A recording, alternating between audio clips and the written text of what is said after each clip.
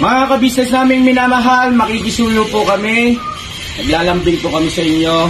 Kumari po sana ay pakisuportahan natin Alminda Cariaga Mix Vlog. Alminda Cariaga Mix Vlog. Right? Alright! Bira! Bira! Hi mga kababayan, welcome back to my YouTube channel. This is Alminda Mix Vlog. Nagsasabing magandang gabi. Around Middle East, magandang umaga o magandang hapon po sa atin sa Pilipinas. Bago po natin umpisahan ang lahat, kung sakali man pong bago pa lang kayo dito sa aking munting bahay, kung pwede po maglalambing ako sa inyo na pakisubscribe po natin ang aking munting bahay at pakipindot na rin po ng notification bell para updated po kayo sa aking mga video. Panibagong reaction video natin mga kababayan.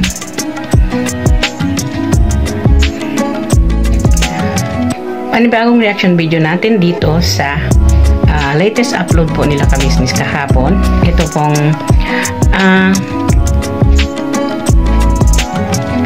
paghahamon kay Clarissa.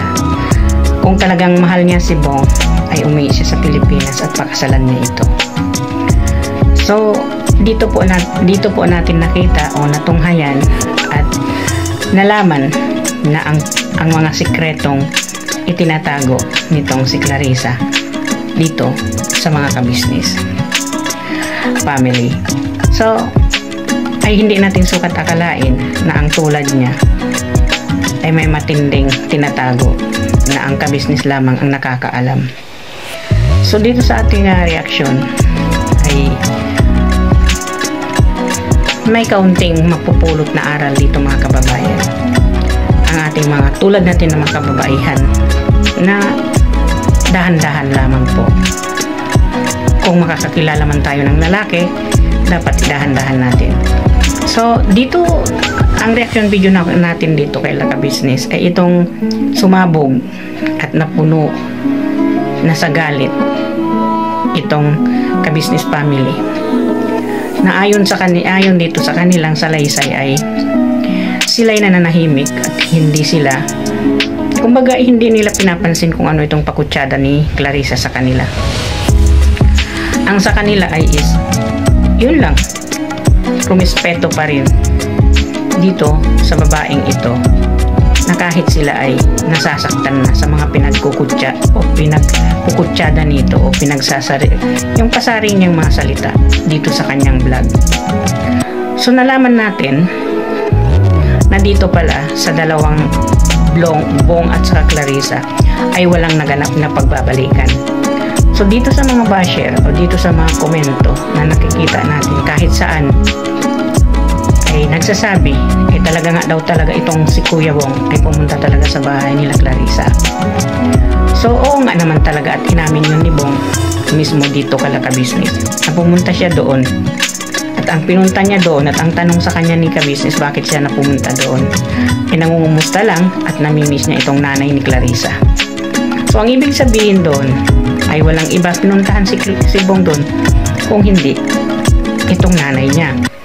So ang hindi natin alam at ang hindi alam ni Bong na ito palang pamilya ni Clarissa ay pagkakaisahan siya na lahat ng mga salita niya ay nire-record nitong kapatid ni Clarissa na ngayon ay binigay niya doon kay Clarissa. So kahapon mga kababayan, mga kapatid, mga kaibigan, nag-live itong si Clarissa ng mga kahapon, siguro na mga hapon na siya nag-live hapon o gabi, hindi natin alam kung anong oras kasi hindi magkapareho ang oras natin. So pinuno siya ng mga tao. Kumbaga, pumasok yung mga tao sa live niya. Pati na rin ito si Papa Din ay pumasok sa loob ng kanyang live at nagtanong. So, yung live niya, mga kababayan, imbes na po ay matatapos ng 3 minutes, mayroon pa siyang oras na kalahating oras, 30 minutes, ay kusa itong nagsara ng kanyang live. Na para bang may kinakatakutan na pumasok doon sa loob, na para bang nakakita ng multo na nakita niya nandun si Papa Din sa loob, kasi alam niya nalalabas ang katotohanan doon. Kaya ang ginawa niya ay pinatay niya, inop niya tinapos niya itong kanyang pagla-live. At saka, sa doon ng mga pangungutya, pambabastos ng mga nagko-comment sa kanya, ang panlalait sa kanya, ang pagsasabi sa kanya doon na nakadiri ka, malandi ka pala, hindi niya yun binabasa. Ang ginawa niya, para hindi niya mapansin, ay ang pinapakita niya, mga kababayan, yung pag-uusap nila ni Bong. Nakatibayan daw sila ay nagkabalikan. Ayon naman dito kay Bong, ay hindi pa sila nagbabalikan. Hindi pa siya nakipagbalikan dito kay Clarissa. So, in first place, mga kababayan, nakakahiya, di ba? Ikaw, umaamin ka, pinagkalantarata mo dyan, pinagsisigaw mo dyan sa YouTube channel mo, Clarissa, na nagkabalikan na kayo. Pagtanong kay Bong, ay wala pa, hindi pa. Nakakahiya yun kasi, di ba mga kababayan, irespeto naman natin ang ating pagkababae. Tulad ng sinabi ni Papa din, kung wala kang respeto sa sarili mo, irespeto mo yung ibang mga babae. Kasi obvious naman po mga kababayan, hindi niya nirespeto yung sarili niya. Isa pa dito, na nabulgar, na ang pagkatanong ni ka-business kay Bong, na itong sekreto na ito ay hindi dapat nila ito ilabas. Nabagat na banggit ni Papa Dins ay inilabas na lang nila na hindi sinasadya ni Papa Dins ay mabanggit niya yun. So ang tanong ni Mr. Ka-business, may nangyari ba sa inyo, Bong? Mayroon po. So, ibig sabihin, hindi niya nirespeto yung sarili niya. Kasi pag nirespeto niya yung sarili niya, hindi niya pagbibigyan si Bong at hindi niya papayagan ang mangyari ng ganun na hindi dapat mangyari. So, ibig sabihin, itong si Clarissa ay bumukaka dito kay Bong. At, syempre, alam natin itong mga lalaki. Itong si Bong, ang tulis pala ng espada nito. Anong ginawa ng matulis na espada ay hindi tinusok. So, ngayon, nagkabulgaran na. Nabulgar, nilabas lahat ng mga ka-business. Dahil ito si Clarissa ay hindi natigil sa pasaring niya at pangkukutsada niya dito sa mga ka-business. So pag kayo po ang tatanungin mga ka-business, mga kapapi natin dyan, mga kababayan, ay masasabi ba natin no, kung hindi tayo irerespeto ng mga tao, may kasalanan ba doon ang mga tao na tayo ay kinukutsa? Nang dahil din sa atin yan, kaya tayo nahuhusgahan ng tao. So itong si Clarissa, hindi niya iningatan yung pagkababae niya. Dapat sana yun, hindi niya pinayagan si Bong na gawin yun sa kanya. So by the way, nasa sa kanya yun, diba? Pinayagan niya, nagpagamit siya, nangyari ang hindi dapat mangyari. Ngayon, ang problema ngayon, ang malaking kahihiyan ngayon ay hindi sa lalaki, Clarissa, nandyan sa'yo. Saan mo na ilalagay kumbaga yung pagkababae mo? May mukha ka pa bang ihaharap sa mga tao? Sa bagay, kung makapal ang pagmumukha mo, hindi mo yun iindakin, hindi mo yun papansinin ang mga sinasabi ng mga tao sa'yo.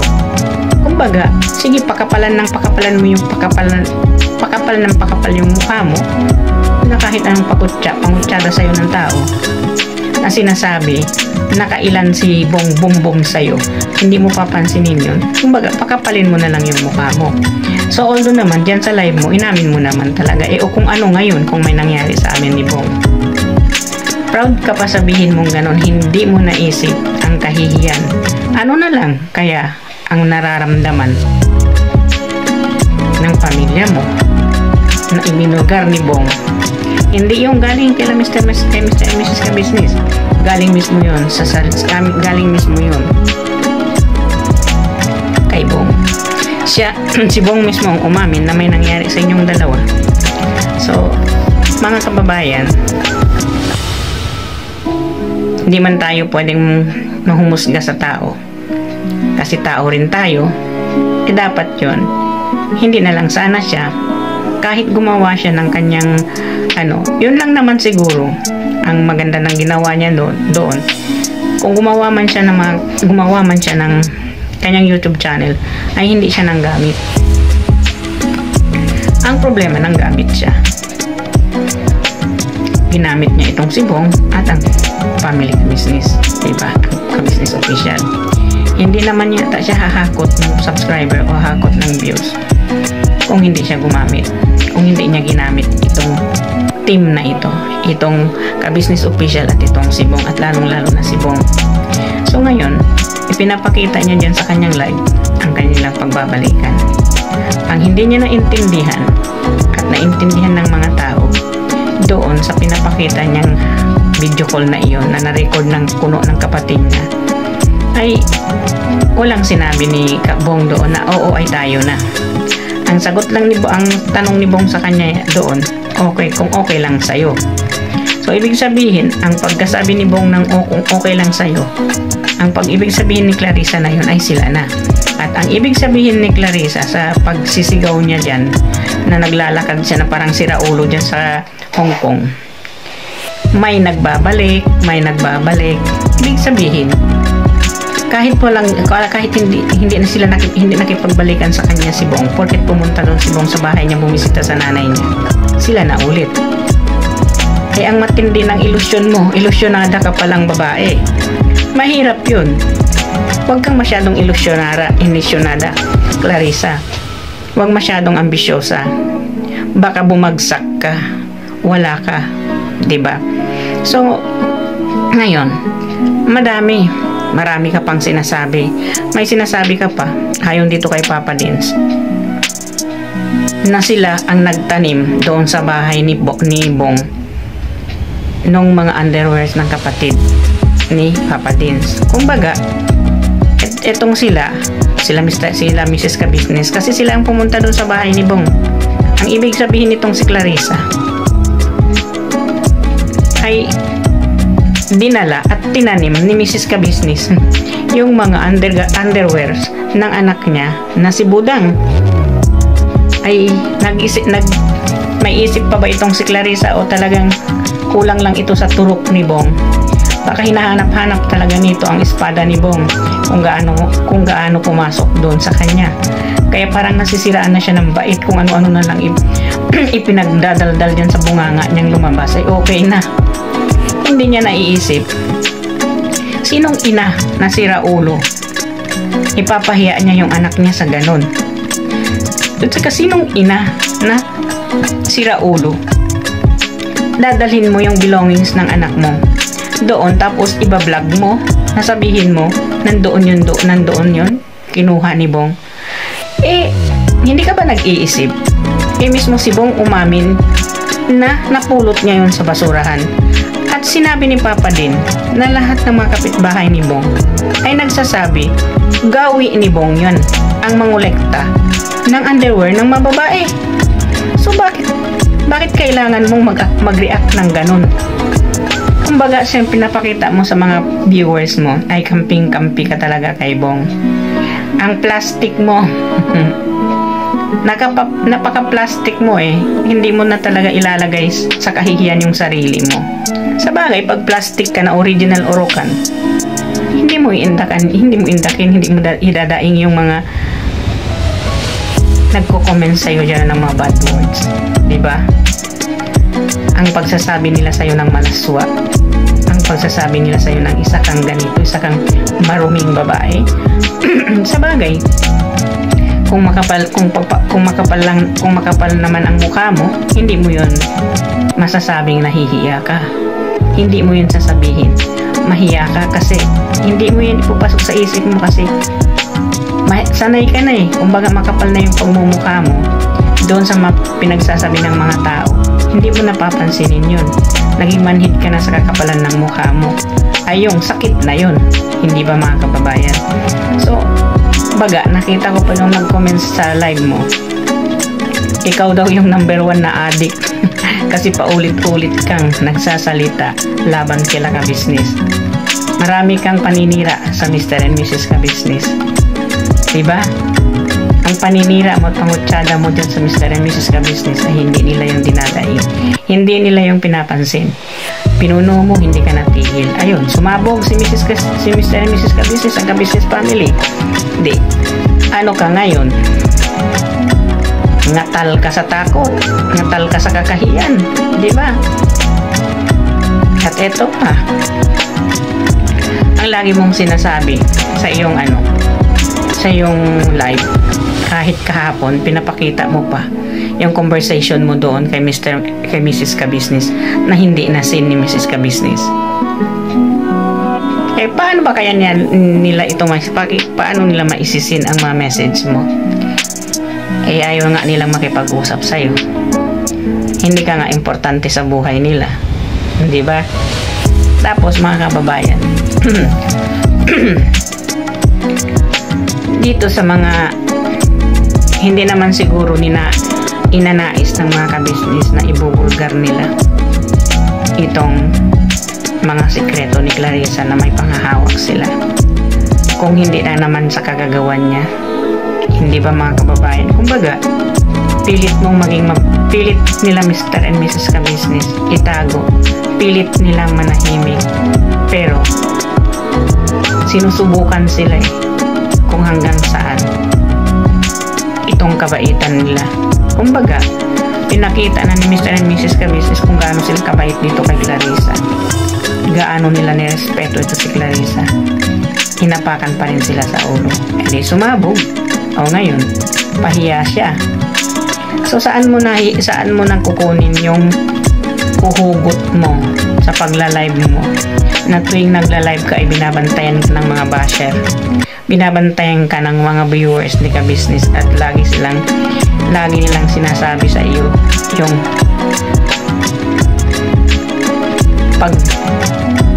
pagtusok ng espada ni Bong sa'yo. Hindi ba mga kababayan? Malupit ka, Bong, ang tulis ng espada mo. Naya, nadali mo para itong si Clarissa. Ayan, nagpadali ka kasi, ngayon di dali ka. Ayan, kaya pala ikaw, panay ang ngak-ngak mo, panay ang dak-dak mo dyan sa live mo, na gusto mo talagang makuha si Bong. Ay nagpagamit ka pala. Kaya pala panay ang habol mo. Sa bagay, kailangan mo talagang habulin si Bong para pakasalan ka kasi nagpa-shoot the ball ka kay Bong. Ayun. At saka, yung sinasabi mo, ang ngiti, mga kalabs, itong ngiti na ito, hindi itong ngiti na hindi niya ito nangingiti doon sa kanila. Pero dito sa amin, kahit nyo ang ngiti niya, ang ngiti niya mga kalabs, hindi matutumbasan. Talagang tuwang-tuwa ako sa kanyang ngiti. Natural, Clarissa. Ang lalaki, pag nakashoot yan doon sa butas mo, hanggang langit ang ngiti niyan. Diba? Tingnan mo lang yung ngiti ni Bong. Jackpot, nakashoot. Ayan. Ngayon, ang masama pa doon, nagpagamit ka, nagpa-shoot ka kay Bong, ay hindi naman siya interesadong pakasalan ka. At ang kanyang pakakasalan pa ulit-ulit, si Mylene pa rin ang kanyang pakakasalan at hindi ikaw. So malinaw na yun.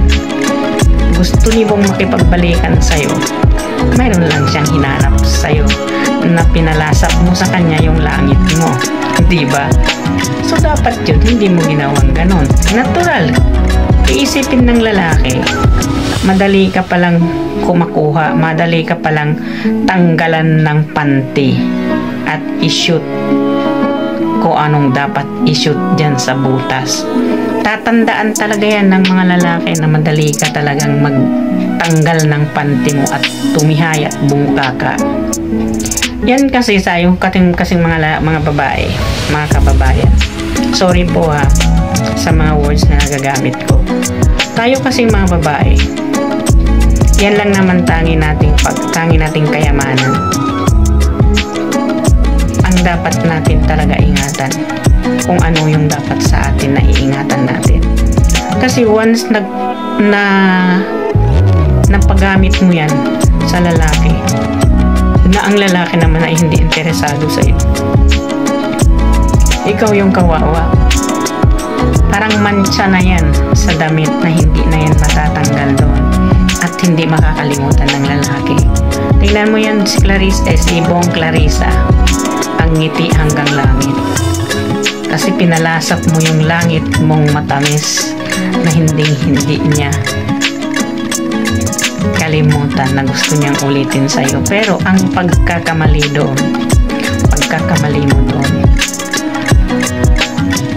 hindi ka pa rin niya pinili pakasalan. Yun ang hindi natin maintindihan.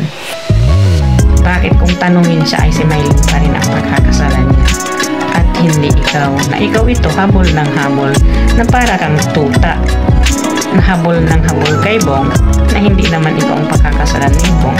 Pero kahit naman siguro papano, kung talagang kayo, sabi ni Mr. Kabisnes, kung talagang kayo ang tinadhana kahit sino pang hahadlang, kayo pa rin na magkakatuluyan. So dapat yung panghahawakan mo, yung sinasabi ni Bong, pagmamahal niya sa'yo kaunti na lang. Sabi ni Mr. Kabisnes, palaguin mo yon nang hindi mawala yon. Swerte mo na lang pag si Bong mag-antay sa'yo hanggang sa July na hindi pa natin alam kung talagang pakakasalan ka ni Bong.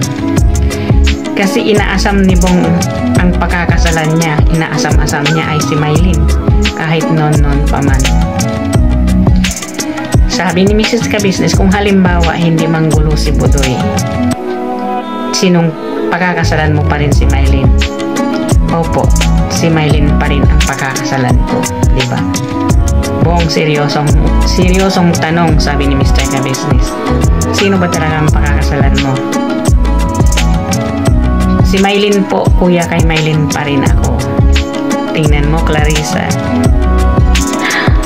Napakasakit at saklap isipin ng isang babae na nag-aasam na maging kanya yung lalaking na binigay niya yung kanyang, kumbaga sa joke lang mga kababayan, binigay mo yung quick mo sa kanya. Hindi naman ikaw ang pakakasalan. Masakit at masaklap yun eh. Napakasakit sa isang babae.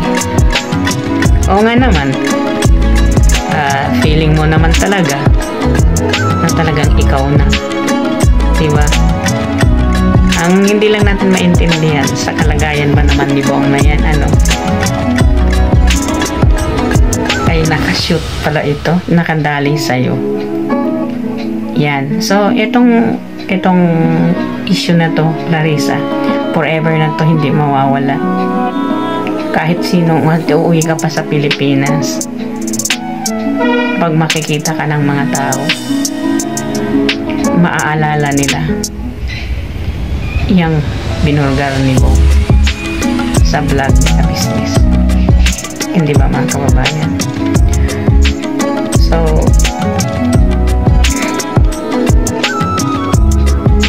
ang tangi ko lang konting advice, diba, sa ating mga kabaihan. Huwag tayo basta-basta magbukas ng ating panty.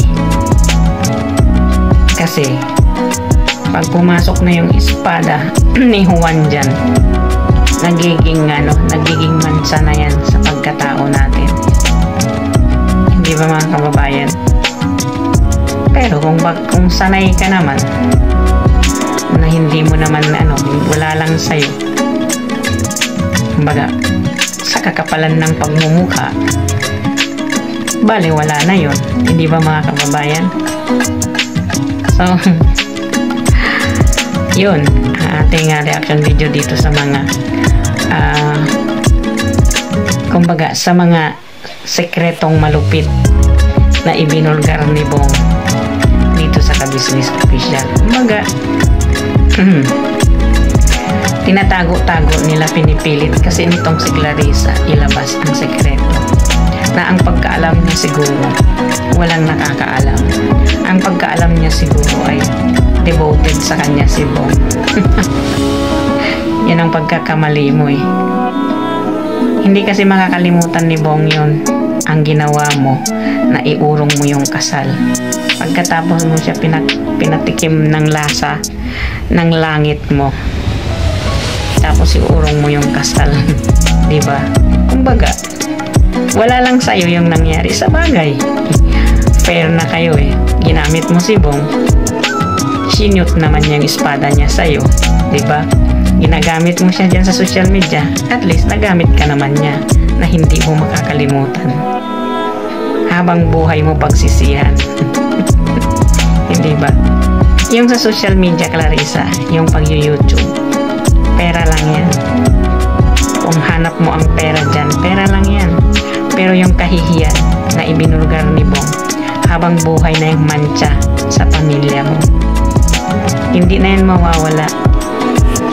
Kahit mawala na ang ninuno-nuno mo, pero yung mancha sa katawan mo, sa mga mata ng tao, paulit-ulit pa rin yan. Kukutsain at kukutsain ang anak at apo mo dyan sa ginagawa mo.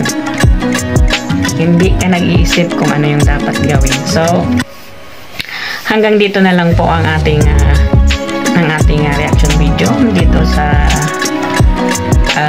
latest upload ng Ka-Business Official. So, kung kayo po'y nagustuhan ninyo itong aking reaction, magpasalamat po ako. Kung hindi naman, wala naman pong problema. So, bago po natin tapusin, please don't forget to subscribe Ka-Business Official, Papa Dins TV, at ang kanilang pangalawang channel, Family Ka-Business, at Thinking Body, at ang Young Russell. So, at ang inyong lingkod po, huwag ninyong kalimutan. At shoutout po kay RMZ, Ma'am, thank you so much. Kay Jose Pascual, thank you so much, sir. At sa kay Felipe Jacinto, thank you so much. At sa iyo,